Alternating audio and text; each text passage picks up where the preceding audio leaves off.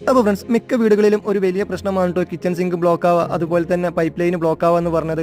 നമ്മൾ പലവിധ പരീക്ഷണങ്ങൾ നടത്തിയാലും അവസാനം പൈപ്പ് ലൈൻ കട്ട് ചെയ്യേണ്ട അവസ്ഥ വരെ വരാറുണ്ട് കേട്ടോ.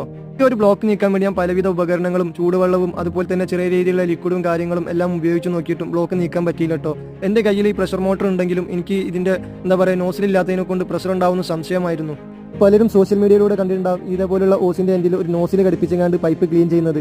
അങ്ങനെ വരുന്ന സന്ദർഭത്തിൽ നല്ല പ്രഷറും കാര്യങ്ങളും ഉണ്ടാവും കേട്ടോ. ആ ഒരു ഉപകരണം ഉണ്ടെങ്കിലും ഇത് നല്ല രീതിയിൽ തന്നെ വർക്ക് ആവുന്നതായിരിക്കും കേട്ടോ. ഇത്രയും കാലം ഞാൻ ഈ വർക്കിനിടയിൽ ഞാൻ ബന്ധപ്പെട്ടിട്ടുണ്ടായിരുന്നു. എൻ്റെ കയ്യിൽ പ്രഷർ പമ്പ് ഉള്ളത് കൊണ്ട് ഞാനൊന്ന് ടെസ്റ്റ് ചെയ്ത് നോക്കിയതാണ്.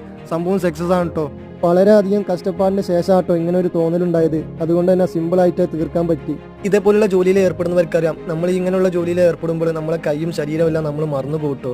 അതിന് ശേഷം നല്ലൊരു റിസൾട്ട് ഉണ്ടായില്ല എന്നുണ്ടെങ്കിൽ ഭയങ്കര നിരാശയുമായിരിക്കും. എനിക്കിതൊരു പുതിയ അനുഭവം ആയതുകൊണ്ട് നിങ്ങളെ അറിവിലേക്കും ഇത് ഷെയർ ചെയ്യാമെന്ന് കരുതി. വീഡിയോ നിങ്ങൾക്ക് ഉപകാരപ്പെടുന്നുണ്ടെങ്കിൽ നിങ്ങളുടെ ഫ്രണ്ട്സിനും ഒന്ന് ഷെയർ ചെയ്താൽ